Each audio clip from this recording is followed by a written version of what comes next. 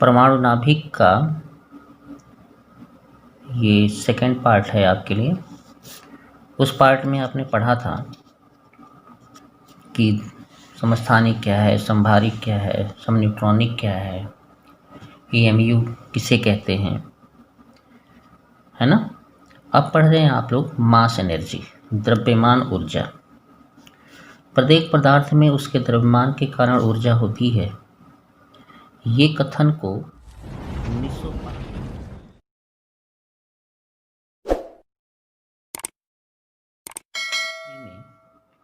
1905 ईस्वी में आइंस्टीन ने प्रूफ किया था।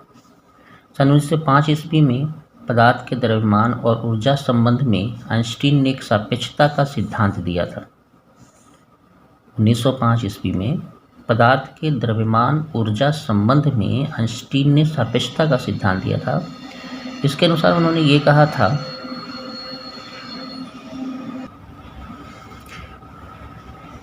ठीक है, सापेक्षता के सिद्धांत के अनुसार, इसके अनुसार द्रव्यमान ऊर्जा दो अलग अलग भौतिक राशि न होकर परस्पर एक दूसरे से संबंधित है। उन्होंने कहा था कि यानी द्रव्यमान और ऊर्जा अलग अलग राशि नहीं है, बल्कि एक दूसरे से संबंधित राशि है। यदि एक वस्तु m द्रव्यमान की है और वो तथा प्रकाश वेग इतना है 3 × 10⁸ मीटर पर सेकेंड, तो आइंस्टीन के द्रव्यमान ऊर्जा संबंध के अनुसार E बराबर mc² जूल होगा। यानी उस द्रव्यमान की जो ऊर्जा होगी E mc² से आएगी। इसी को हम कहते हैं, इस समीकरण को द्रव्यमान ऊर्जा समीकरण कहते हैं। जैसे 1 kg पिंड की ऊर्जा जो होगी वो देखिए E × EmC² से, ये आपकी द्रव्यमान अपेक्षता सिद्धांत से है कि द्रव्यमान कैसे ऊर्जा रखती है। तो 1 kg की जो ऊर्जा होगी mc² होगी, तो 1 × 3 × 10⁸ का स्क्वायर, तो ये आ जाएगा 9 × 10⁻16 जूल। यानी 1 kg के द्रव्यमान पिंड में इतनी ऊर्जा निहित होती है, या इतनी ऊर्जा वो बनाती है, या 1 kg के पिंड में द्रव्यमान इतनी जूल ऊर्जा होती है। इस प्रक्रिया में ΔM द्रव्यमान लुप्त हो, अगर ऐसा करने से ΔM द्रव्यमान लुप्त होता हो या क्षय होता हो, तो ऊर्जा परिवर्तन जो होगा ΔE बराबर Δmc² होगा। यानी कोई द्रव्यमान इतना में परिवर्तन करता हो तो ये होगा।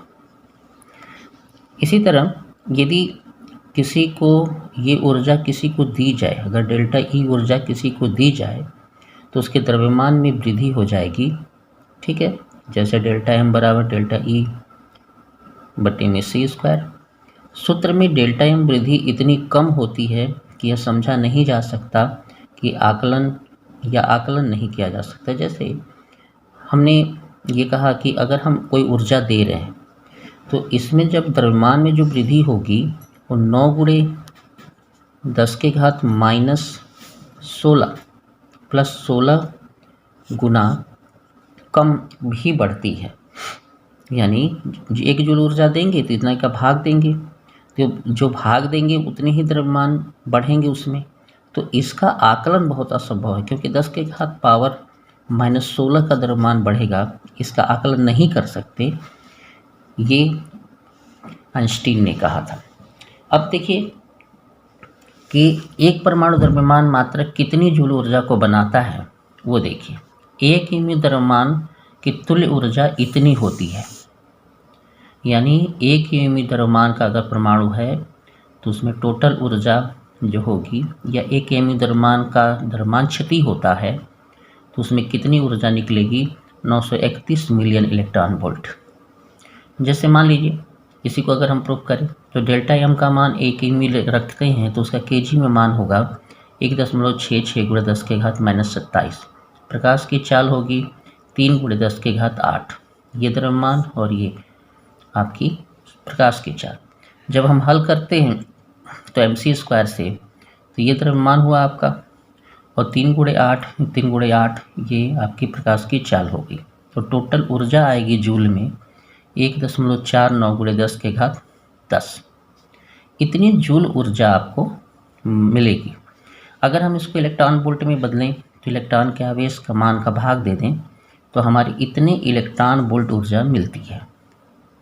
यानी अगर एक mu मान अगर परिवर्तन होता है द्रव्यमान में, किसी भी नाभिक में, परमाणु में, वस्तु में, अगर इतने का द्रव्यमान का अंतर होता है तो इतने इलेक्ट्रॉन वोल्ट ऊर्जा मिलती है।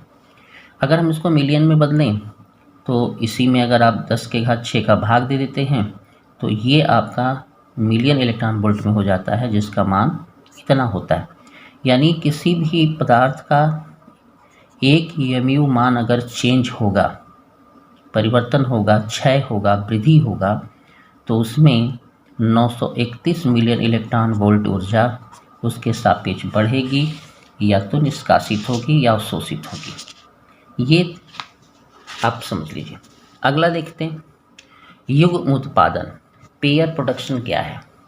देखिए, जब कोई उच्च ऊर्जा का गामा किरण है ना, उच्च ऊर्जा का गामा किरण या गामा फोटान किसी उच्च परमाणु भार वाले नाभिक से टकराता है तो नाभिक द्वारा अवशोषित कर लिया जाता है और उसकी ऊर्जा से एक इलेक्ट्रॉन और एक पॉजिट्रॉन की उत्पत्ति होती है।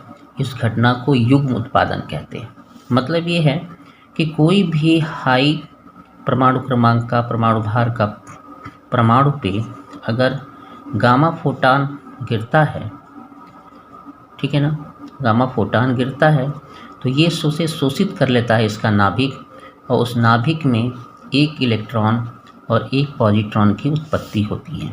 इसे कहते हैं हम युग्म उत्पादन। जैसे ये गामा फोटान ऊर्जा है, तो जब ये शोषित होगा किसी नाभिक द्वारा तो एक पॉजिट्रॉन देगा और एक इलेक्ट्रॉन देगा। ये आपका पॉजिट्रॉन कहा जाता है और ये आपका इलेक्ट्रॉन कहा जाता है। अब देखिए, इसकी साइन ऐसे भी दे सकते हैं, +1 β 0 ये पॉजिट्रॉन है, -1 β 0 ये इलेक्ट्रॉन है। जैसे एक साइनिंग दे रहे हैं हमको आपको, गामा फोटान भारी नाभिक पे गिर रहा है Z परमाणु क्रमांक वाले पर, तो वो एक पॉजिट्रॉन और एक इलेक्ट्रॉन उसके नाभिक में बनते हैं। अब जैसे देखिए, अब इसमें कितनी ऊर्जा निष्कासित हो रही, कितनी ऊर्जा लग रही है। तो इलेक्ट्रॉन पॉजिट्रॉन का विराम द्रव्यमान होता है 9.1 × 10⁻31 kg। अगर एक इलेक्ट्रॉन या एक पॉजिट्रॉन की ऊर्जा अगर हम देखें तो E = mc², यानी इलेक्ट्रॉन का द्रव्यमान है ये। तो देखिए, अब द्रव्यमान निकालेंगे अगर हम ऊर्जा को तो 9 × 10⁻31, 3 × 10⁸ का स्क्वायर, ये आइंस्टीन के सापेक्षता सिद्धांत के अनुसार है। आइंस्टीन समीकरण से ये हल हो रहा है। तो जब इसको हल करेंगे तो 81.9 10⁻15 जूल आएगा, और इसको अगर हम इलेक्ट्रॉन वोल्ट में बदलेंगे तो 1.6 × 10⁻19 का अगर हम इसमें भाग देते हैं और अगर हम इसको मिलियन बदलते हैं 10⁶ का और भाग देते हैं तो इसकी ऊर्जा निकल के आती है 0.51 मिलियन इलेक्ट्रॉन वोल्ट। यानी एक इलेक्ट्रॉन को बनने में या एक इलेक्ट्रॉन को निकलने में जो ऊर्जा होती है वो 0.51 मिलियन इलेक्ट्रॉन वोल्ट की लगती है। अब ये भी हम कह सकते हैं कि गामा फोटान जो आपका इलेक्ट्रॉन और पॉजिट्रॉन बना रहा था, तो एक इलेक्ट्रॉन अगर गामा फोटान किसी परमाणु पर डाला जाए और एक इलेक्ट्रॉन निकले या एक पॉजिट्रॉन बने या एक इलेक्ट्रॉन बने तो उस कंडीशन में इतनी ऊर्जा लगेगी। अब एक चीज़ देखिए कि एक युग्म उत्पादन में क्या बनता है। एक जो युग्म उत्पादन है उसमें एक इलेक्ट्रॉन और एक पॉजिट्रॉन बनते हैं, एक इलेक्ट्रॉन ये और ये पॉजिट्रॉन बनता है। एक एक बन रहे हैं तो इलेक्ट्रॉन या पॉजिट्रॉन की एक एक की ऊर्जा इतनी लगती है या होती है, ठीक है। तो गामा फोटान ही इलेक्ट्रॉन पॉजिट्रॉन बना रहा है, तो इस गामा फोटान की ऊर्जा किसके बराबर होगी, इन दोनों के ऊर्जा के बराबर। तो हमने देखिए कहा है कि E = 2E0, यानी एक इलेक्ट्रॉन और एक पॉजिट्रॉन की जो ये ऊर्जा है उसकी दूनी हो जाएगी तो 1.02 मिलियन इलेक्ट्रॉन वोल्ट आएगा।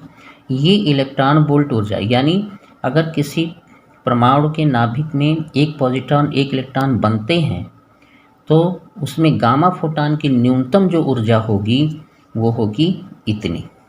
हम एक इलेक्ट्रॉन बनाना चाहते हैं तो उसके लिए ऊर्जा 0.51 मिली इलेक्ट्रॉन वोल्ट होगी, लेकिन अगर हम इलेक्ट्रॉन पॉजिट्रॉन दोनों बनाना चाहते हैं तो उस गामा फोटॉन की ऊर्जा कितनी लेनी पड़ेगी? 1.02 मिलियन इलेक्ट्रॉन वोल्ट। ये बात आपको समझ में आ गई होगी। अगला देखते हैं ईगमा विनाश। देखिए, जब एक इलेक्ट्रॉन और एक पॉजिट्रॉन एक दूसरे के अति निकट आते हैं, दोनों एक दूसरे के एंटी कण बोले जाते हैं, अति निकट आते हैं तो परस्पर संयुक्त होकर एक दूसरे का पूर्ण रूप से विनाश कर देते हैं और दो गामा फोटॉन की उत्पत्ति होती है। इस घटना को युग्म विनाश कहते हैं। जैसे देखिए, ये पॉजिट्रॉन है, ये इलेक्ट्रॉन है, जब एक दूसरे के निकट आएंगे तो ऊर्जा में कन्वर्ट हो जाएंगे, एक दूसरे का क्या कर लेंगे? पूर्णतः विनाश कर लेंगे। उसकी जगह पर दो गामा फोटॉन की ऊर्जा मिलेगी। ठीक है, अब नया टॉपिक देखते हैं। नया टॉपिक ये है कि नाभिक की बंधन ऊर्जा क्या है, न्यूक्लियर बाइंडिंग एनर्जी क्या है। तो देखिए, किसी तत्व के परमाणु में नाभिक में उपस्थित उसकी न्यूक्लियनों को बांधे रखने वाली ऊर्जा को उस तत्व के परमाणु की नाभिक की बंधन ऊर्जा कहते हैं। परमाणु की नाभिक की बंधन ऊर्जा कहते हैं, है ना। ये आपका है। अब देखिए, नाभिक के बंधन ऊर्जा का सबसे बड़ा कारण है नाभिक की द्रव्यमान क्षति। ठीक, द्रव्यमान क्षति क्या है ये जानिए।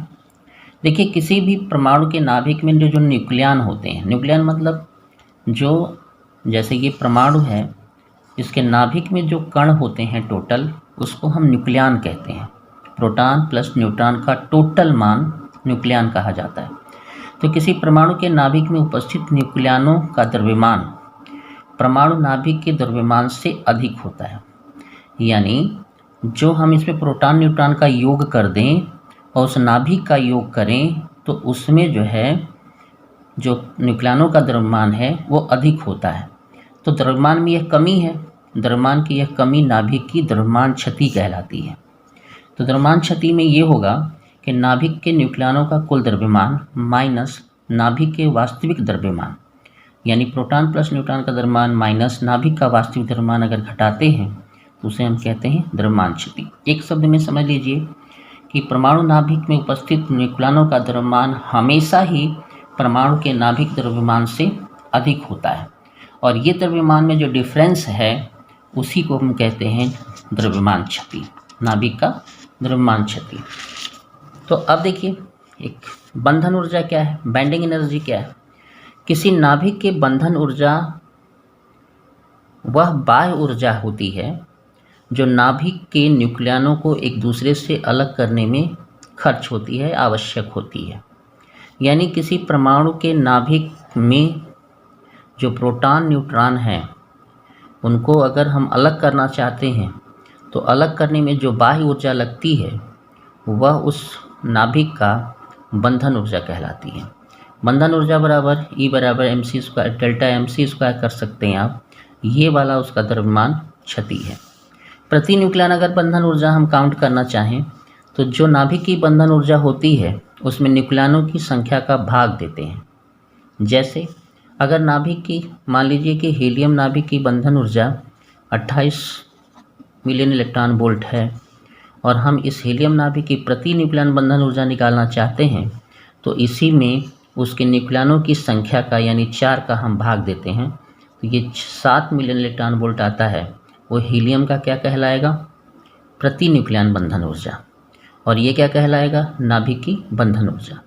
नाभिक की बंधन ऊर्जा में उसकी न्यूक्लियन संख्याओं का भाग देते हैं तो जो भी आता है उस नाभिक का प्रति न्यूक्लियन बंधन ऊर्जा कहलाता है।